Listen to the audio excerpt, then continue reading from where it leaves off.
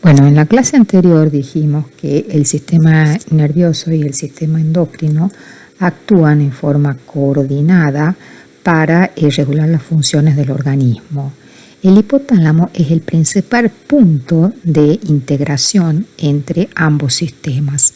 Recibe impulsos desde la corteza, desde el tálamo, el sistema límbico y diferentes órganos internos, y controla la hipófisis mediante la producción de hormonas liberadoras e inhibidoras.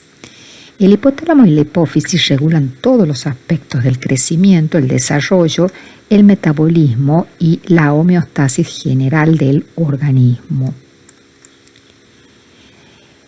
La hipófisis es una glándula de secreción interna que se encuentra localizada en la silla turca del hueso esfenoides. Y en ella podemos diferenciar una hipófisis anterior o adenohipófisis y una hipófisis posterior o neurohipófisis. El lóbulo anterior de la hipófisis o adenohipófisis constituye un 75% del volumen total de la glándula y se desarrolla a partir de tejido epidérmico, mientras que el lóbulo posterior o neurohipófisis tiene un origen embrionario diferente y está constituida por los axones de neuronas que tienen su origen en el hipotálamo. Acá podemos observar la estrecha relación que existe entre el hipotálamo y la glándula hipófisis.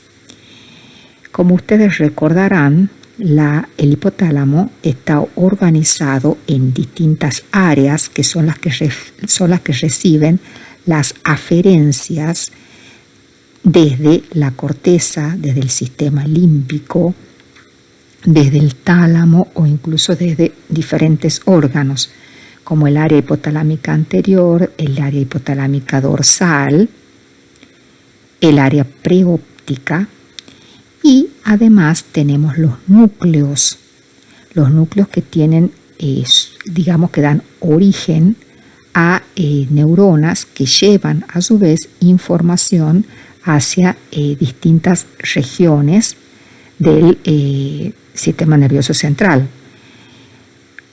Tenemos el núcleo supraóptico, el núcleo arqueado, el núcleo mamilar, lateral, el medial. Tenemos el núcleo dorsomedial y recalco acá el núcleo paraventricular y el núcleo supraóptico. Bien, como podemos observar, en la neurohipófisis tiene su origen, las neuronas que la constituyen tienen su origen en el hipotálamo, mientras que los axones son los que van a constituir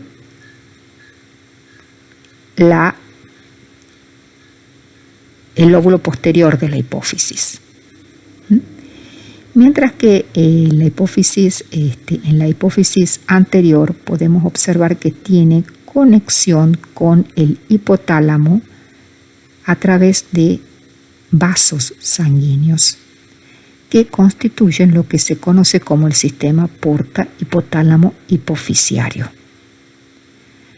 Es decir, la hipófisis anterior está constituida por células de naturaleza endocrina que se van a conectar con el hipotálamo a través de la circulación.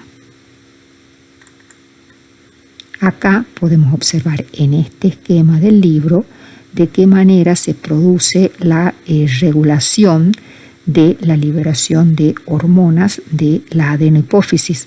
Fíjense ustedes que núcleos hipotalámicos como el arqueado y otros núcleos van a volcar el producto de su secreción a la circulación, a estos vasos sanguíneos que van a llevar estas hormonas reguladoras hasta la hipófisis anterior, donde van a estimular o inhibir la liberación de las hormonas de la adenohipófisis, mientras que en el caso de la neurohipófisis, los núcleos supraóptico y paraventricular se encuentran en el hipotálamo, y los axones de la neurona son los que van a constituir la neurohipófisis, como yo les dije previamente, y las hormonas de la neurohipófisis van a ser liberadas, pero la regulación es una regulación a partir de otros factores, de otros núcleos y de otros factores que inciden sobre el hipotálamo, ya sea estimulando o inhibiendo.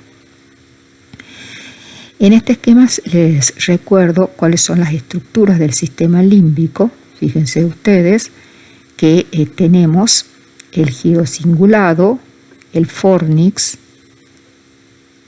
el hipocampo, cuerpos mamilares, la amígdala, el bulbo olfatorio, y todas estas estructuras están en íntimo contacto con el hipotálamo.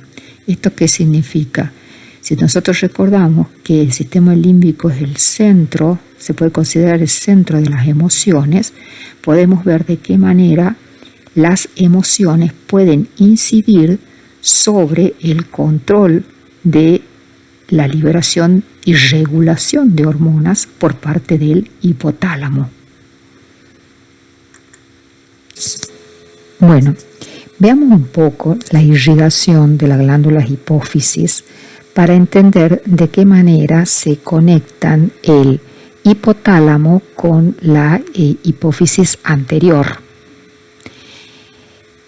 La sangre arterial llega por la arteria hipofisiaria superior, y acá se produce una primera capilarización. Hay una irrigación de la zona del infundíbulo.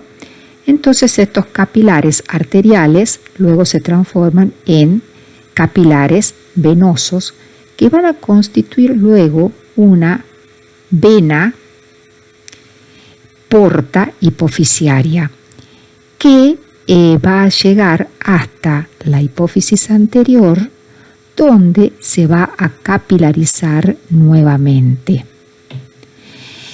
En este caso ustedes pueden observar que son venas, es decir, que la función que tienen en este caso no es la del transporte de oxígeno, sino fundamentalmente la de transportar sustancias desde la zona del hipotálamo hasta la zona de la hipófisis, porque es la función arterial de aporte de oxígeno a los tejidos ya fue cumplida por la arteria hipofisiaria superior. Entonces, todas las hormonas reguladoras producidas por el hipotálamo van a ser transportadas desde el hipotálamo hasta la hipófisis anterior a través de este sistema porta hipotálamo hipofisiario. Y a su vez ustedes fíjense cómo después de la capilarización, o sea, del segundo plexo que se forma del sistema porta hipofisiario, salen las venas hipofisiarias anteriores, que son las que a su vez van a llevar a las distintas partes del organismo las hormonas que se han sintetizado en la hipófisis anterior. Fíjense ustedes qué diferente es la irrigación de la hipófisis posterior o neurohipófisis, donde hay una arteria hipofisiaria inferior que se capilariza.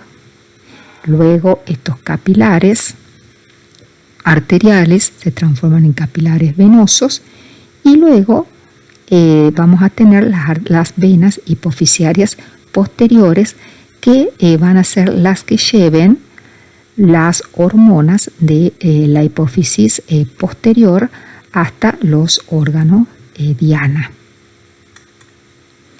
Bien, ¿cuáles son las hormonas que se sintetizan en el hipotálamo, que se sintetizan por neuronas del hipotálamo y regulan la secreción de hormonas hipofisiarias. Tenemos las siguientes. Tenemos una hormona que se llama hormona liberadora de las gonadotrofinas.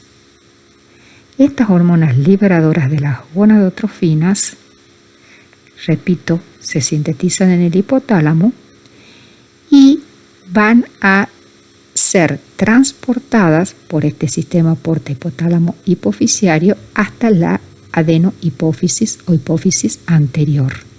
Y allí van a estimular la producción de dos hormonas que se conocen como gonadotrofinas y que son la folículo estimulante y la luteinizante, que luego van a pasar a la circulación sanguínea general para dirigirse hasta las gónadas. En el sistema tienen sus funciones que vamos a ver más adelante en el sistema reproductor femenino y en el sistema reproductor masculino. Luego tenemos una hormona liberadora de la hormona del crecimiento, que por el mismo mecanismo va a estimular, o sea, el mismo mecanismo me refiero a que es sintetizada en el hipotálamo y por el sistema porta hipotálamo hipofisiario pasa a la neurohipófisis, a la adenohipófisis, donde va a estimular la liberación de la hormona del crecimiento. La hormona del crecimiento luego es liberada hasta la circulación y tiene efectos sobre todo el organismo, como vamos a ver más adelante. Luego tenemos una hormona liberadora de la tirotrofina. La tirotrofina es una hormona sintetizada por la adenohipófisis que cuando pasa a la circulación general actúa sobre la glándula tiroides, estimulando la síntesis y liberación de las hormonas tiroideas. Tenemos una hormona liberadora de la prolactina, también sintetizada en el hipotálamo, que pasa por el sistema porta hipotálamo hipofisiario hasta la adenohipófisis, donde estimula la liberación de la prolactina, que pasa a la circulación y cuando llega a las glándulas mamarias tiene diferentes efectos sobre las mismas. Y tenemos una hormona liberadora de la corticotrofina que va a estimular la liberación de la ACTH o corticotrofina, que a su vez cuando pasa a la circulación se dirige hasta la corteza adrenal, donde estimula la liberación de las hormonas corticoadrenales. Además de estas hormonas, que son hormonas liberadoras, o sea, hormonas que estimulan la liberación de hormonas de la adenohipófisis, también tenemos otras hormonas que inhiben la liberación de las mismas, como por ejemplo la somatostatina, que inhibe fundamentalmente la liberación de hormona del crecimiento a nivel de la adenohipófisis y también de otras hormonas como la TSH. Y también hay síntesis y liberación por el hipotálamo de una hormona que es inhibidora de la prolactina, de manera tal que la liberación de prolactina va a estar y de la hormona del crecimiento van a estar reguladas tanto por una hormona liberadora como por otra inhibidora. Entonces, acá tenemos en este esquemita un resumen de cuáles son las hormonas de la hipófisis, donde vemos las que yo les mencioné previamente: la hormona del crecimiento, la adrenocorticotrofina, la estimulante de la tiroides, la gonadotrofina, la prolactina, todas sintetizadas y liberadas desde la hipófisis anterior. Mientras que desde la hipófisis posterior tenemos dos hormonas. Estas hormonas son sintetizadas en los núcleos supraóptico y paraventricular del hipotálamo y son liberadas desde la neurohipófisis frente a diferentes estímulos. la hormona antidiurética o ADH y la oxitocina. Bien,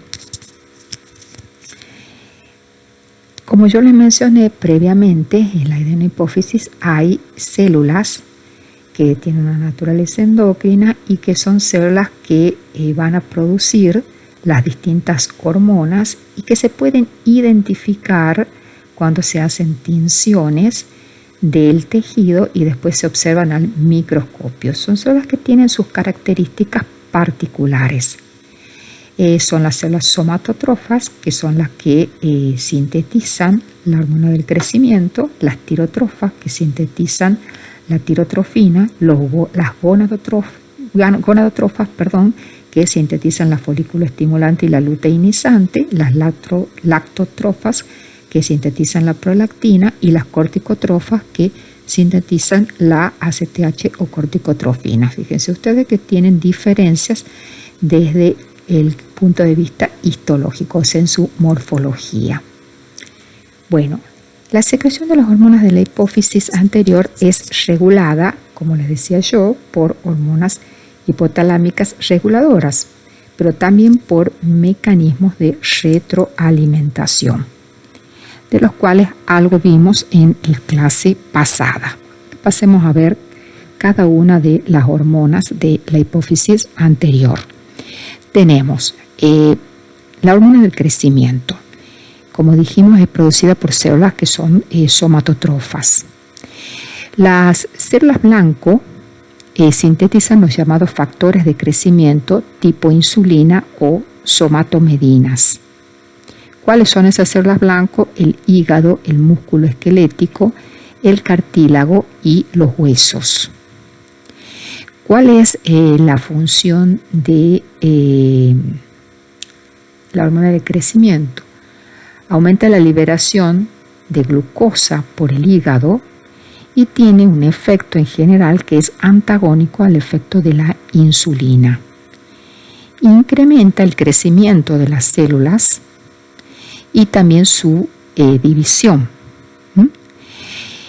porque aumenta la captación de aminoácidos y la síntesis de proteínas, o sea, es una hormona anabólico-proteica. También se dice que es cetogénica porque estimula la lipólisis del tejido adiposo, o sea, es lipolítica, con lo cual aumenta la concentración de los ácidos grasos circulantes para la producción de ATP. O sea, ustedes fíjense que todo esto está íntimamente relacionado con el crecimiento. O sea, el aumento de captación de aminoácidos desde la síntesis de proteínas se necesita para el crecimiento. Además, se necesita energía y para ello utiliza la energía procedente tanto de los ácidos grasos, por eso es lipolítica, como de la glucosa. Por eso es que estimula la glucogenólisis, o sea, la ruptura del glucógeno para liberar glucosa y de esta manera producir ATP, que es necesario para el proceso de crecimiento. Retarda el uso de la glucosa, con lo cual los niveles de glucosa también permanecen lo suficientemente altos para alimentar el cerebro. Bien, ¿cómo se regula la hormona del crecimiento? Bueno, por factores metabólicos, hormonales y nerviosos. El ayuno es un importante estímulo de la liberación de la hormona del crecimiento, también la disminución de la glucemia o hipoglucemia por debajo del 50%, la hiponutrición, o sea, si una persona tiene una disminución de sus niveles proteicos, entonces se libera la hormona del crecimiento, porque no se olviden que la hormona del crecimiento estimula el anabolismo proteico. Asimismo, los niveles bajos de ácidos grasos libres.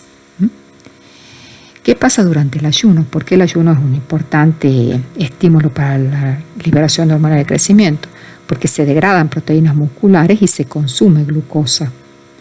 Entonces esto produce una secreción de un péptido gástrico estimulador de la hormona del crecimiento que se llama grelina, y que aumenta los niveles de la hormona del crecimiento.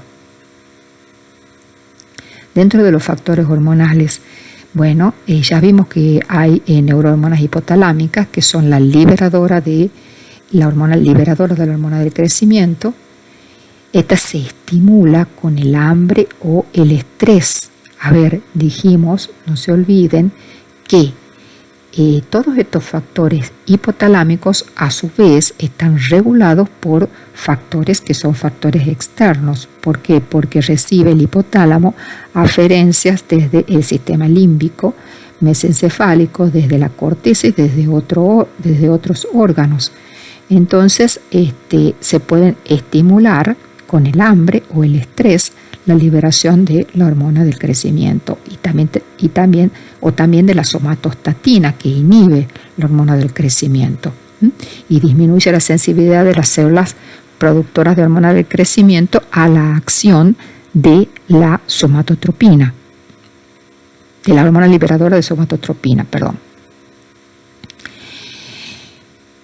Además existen otras hormonas que estimulan la secreción de la hormona del crecimiento, como las hormonas sexuales, las hormonas tiroideas y también el cortisol. Todos estos son factores hormonales que inciden en la regulación. Y tenemos factores nerviosos: el ejercicio, el sueño profundo, los traumatismos, fiebres o cirugías. Todos estos son factores que elevan la concentración de la hormona del crecimiento en el plasma. Bueno, ahora, ¿cómo es la regulación? En este esquemita se puede ver los mecanismos. Si, digamos, bajan los niveles de glucosa por debajo de lo normal, entonces eso estimula a la liberación, estimula que el hipotálamo produzca la hormona liberadora de gonadotrofina, de hormona liberadora de la hormona del crecimiento, que a su vez va a estimular la síntesis y liberación de la hormona del crecimiento. La hormona del crecimiento, como yo les dije, se dirige al hígado y en el hígado produce la ruptura del glucógeno para liberar glucosa. Además hace que la glucosa disminuye el efecto de la insulina, con lo cual la glucosa no puede ser captada por las células, aumentando el nivel de glucosa en la sangre, por eso es diabetógena. Y los niveles de glucosa vuelven a los valores normales. Si continúa aumentando el nivel de glucosa por encima de lo normal, entonces se produce un mecanismo de retroalimentación negativa y se inhibe la liberación de la hormona liberadora de la hormona del crecimiento. ¿Qué pasa cuando los niveles de glucosa en sangre son muy altos? O sea, cuando hay una hiperglucemia. Entonces, en este caso, lo que se estimula es a la hormona inhibidora de la hormona del crecimiento. Entonces, de esta manera disminuye la liberación de la hormona de crecimiento, disminuye la ruptura del glucógeno, hay menos glucosa que es liberada a la circulación y los niveles de glucosa vuelven a sus valores normales. Si continúa bajando mucho la concentración de glucosa, entonces eso dispara, digamos, una inhibición de la liberación de la hormona inhibidora de la hormona del crecimiento. Entonces es un mecanismo importante de retroalimentación negativa que se produce en este caso.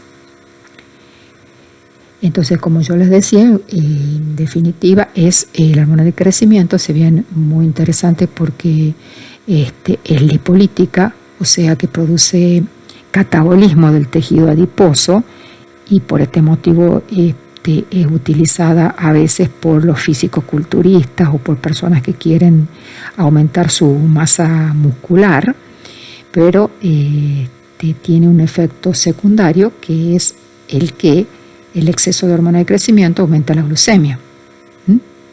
Entonces el páncreas, como aumenta la glucemia, ya expliqué yo por los mecanismos por los cuales aumenta la glucemia, el páncreas libera la insulina para reducir los niveles de glucemia.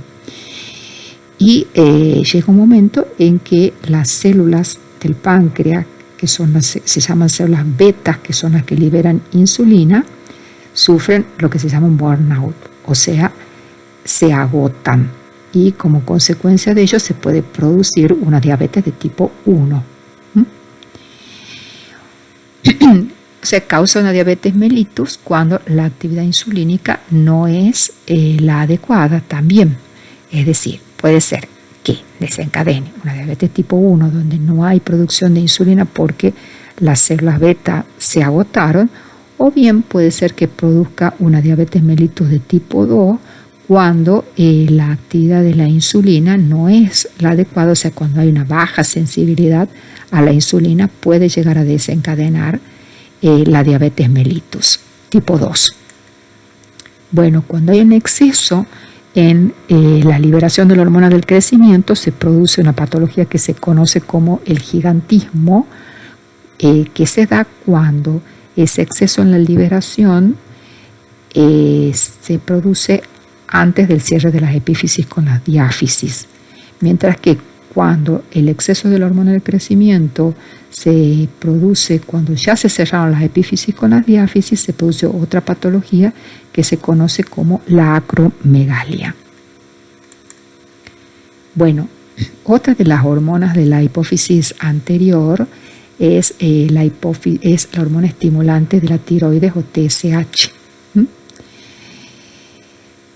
También es sintetizada por células tirotrofas que están en la hipófisis anterior o adenohipófisis y son liberadas a la circulación, llegan hasta el órgano diana, que es la tiroides, donde estimulan la secreción de la T3 y de la T4, cuya función fundamental es la del incremento del metabolismo basal. Bueno, tenemos la hormona estimulante de los folículos o FSH, que es sintetizada por las células gonadotrofas, que son las que liberan, dijimos, tanto la folículo estimulante como la luteinizante. ¿Cuál es la función fundamental? Iniciar el desarrollo del folículo ovárico durante la fase folicular del ciclo menstrual. También favorece la mitosis de las células de la granulosa y la formación de la teca. Eso lo vamos a estudiar con más detalle cuando veamos el sistema reproductor. Esto en el sistema reproductor femenino, pero también actúa en el sistema reproductor masculino, uniéndose a las células del sertoli y del testículo para estimular la espermatogénesis. O sea, tiene un efecto sobre la ovulación y también sobre la espermatogénesis. No sobre la ovulación exactamente, sino sobre el desarrollo del folículo ovárico, porque la que tiene efecto directo sobre la ovulación es en realidad la otra hormona gonadotrópica, que es la luteinizante. También es sintetizada por las células gonadotróficas y la luteinizante lo que estimula es justamente, como yo les decía, la ovulación, o sea, que se rompa el folículo ovárico una vez que ha llegado a su madurez y se libere el óvulo. Además, estimula la secreción de estrógenos en la fase folicular y la formación del cuerpo lúteo y la secreción de progesterona que se producen después de la ovulación, o sea, en la fase que se conoce como progestacional. Y en los machos, esto es en las mujeres, y en los hombres, la luteinizante estimula a las células intersticiales de Leydig en los testículos para secretar la testosterona. Y junto con la folículo estimulante estimulan la espermatogénesis. En realidad, el estímulo de espermatogénesis se da por la luteinizante y la testosterona, fundamentalmente. Bien, La otra hormona liberada por la adenohipófisis es la prolactina, que junto con otras hormonas es la que inicia y mantiene la secreción de leche por las glándulas mamarias. Las células que la sintetizan son las células lactotrofas. Y el hipotálamo regula la liberación de prolactina porque hay una hormona liberadora y otra hormona inhibidora.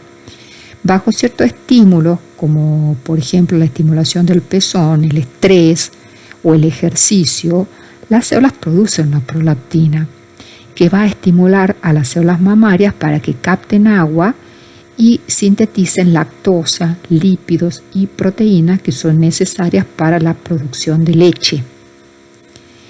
La lactancia reduce la inhibición hipotalámica, o sea, la lactancia reduce la hormona inhibidora de la liberación de prolactina, de manera tal que los niveles de prolactina se incrementan junto con la producción de leche.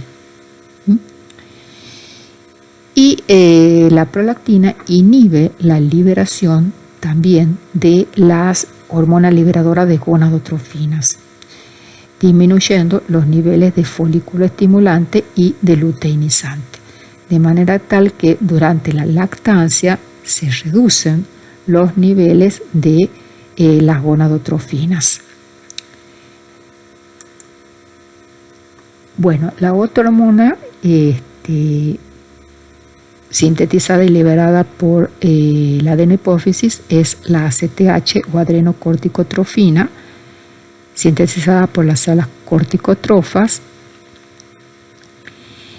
Y la ACTH o adrenocorticotrofina tiene como órgano blanco las glándulas suprarrenales, donde controla la producción y secreción de los glucocorticoides de la corteza suprarrenal. Bueno, ahora veamos un poco sobre la regulación de la liberación de los glucocorticoides. Bien, el hipotálamo sintetiza una hormona liberadora de la corticotrofina que por el sistema hipotálamo hipofisiario llega hasta la hipófisis anterior y estimula la liberación de la ACTH o corticotrofina, que pasa a la circulación general y se dirige hacia su órgano blanco, que son las glándulas suprarrenales. La ACTH en la corteza suprarrenal estimula la liberación de los corticoides, entre ellos el cortisol. Cuando los valores de cortisol se incrementan por encima de sus niveles fisiológicos, entonces van a inhibir tanto a nivel de la hipófisis la liberación de la ACTH como a nivel del hipotálamo la liberación de la hormona liberadora de corticotrofina. Y de esta manera se mantiene la homeostasis de cortisol en el organismo.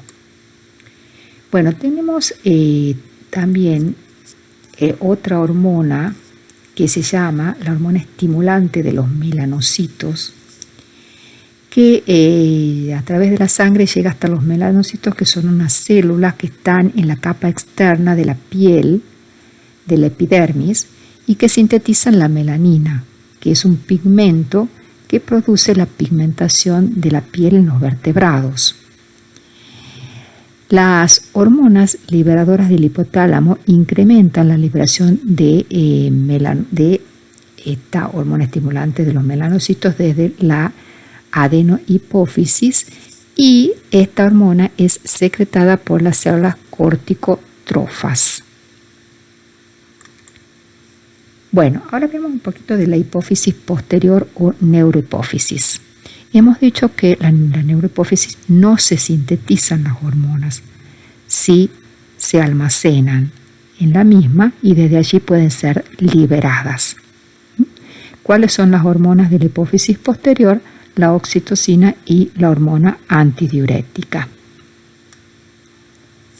La conexión neural entre el hipotálamo y la neurohipófisis, no les dije, pero es la vía del tracto hipotálamo hipofisiario. Bueno, veamos un poquito de la oxitocina.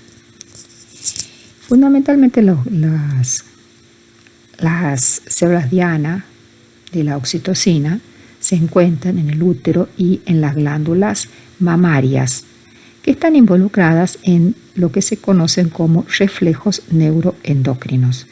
Es decir, que van a integrar impulsos nerviosos con liberación de hormonas. ¿Qué pasa durante el parto? La cabeza del bebé presiona el cérvix y este estímulo mecánico genera potenciales de acción. Estos potenciales de acción son llevados hasta el hipotálamo por nervios pudendos y allí van a estimular la liberación de oxitocina. La oxitocina contrae el músculo uterino y de esta manera el bebé y la placenta son expulsados. ¿Qué pasa después del parto? La oxitocina estimula la contracción del útero y también a nivel de las glándulas mamarias estimula la eyección de leche. Entonces el amamantamiento después del parto estimula la producción de oxitocina, con lo cual promueve la contracción del útero y evita las hemorragias postparto. Esto lo vamos a ver con mayor detalle cuando veamos sistema reproductor. Pero acá podemos observar cómo la succión del pezón por el bebé es un estímulo que por nervios se dirigen hasta el hipotálamo y desde el hipotálamo se estimula a la se estimula la liberación por la neurohipófisis de la oxitocina y la oxitocina es la que permite que, actúa sobre los músculos que se encuentran rodeando a la glándula mamaria, a los alvéolos mamarios más exactamente, y producen de esta manera la eyección de la leche. Entonces es un mecanismo de retroalimentación positiva. Y también se estimula desde el hipotálamo a la liberación de la prolactina por la adenohipófisis, y la prolactina es la que estimula la producción de leche. Entonces en la lactancia intervienen las dos hormonas, una que estimula la eyección y otra que es la que estimula la producción de leche. Bueno, la antidiurética o vasopresina estimula la reabsorción de agua en el riñón y también la contracción de las arteriolas. El efecto de la antidiurética es disminuir el volumen de orina para conservar el agua corporal. Y los niveles de la antidiurética son controlados por la presión osmótica de la sangre. O sea, nosotros a nivel del hipotálamo hay receptores que son sensibles a la presión osmótica y que se conocen como osmoreceptores. Esos receptores se van a activar o inhibir según cuál sea la presión osmótica de la sangre y de esta manera se va a liberar la hormona antidiurética a la circulación desde la neurohipófisis y la adenohipófisis se va a dirigir hasta el riñón, los túbulos donde en los túbulos colectores va a estimular la reabsorción de agua o la va a inhibir según cuál sea la presión osmótica en el organismo.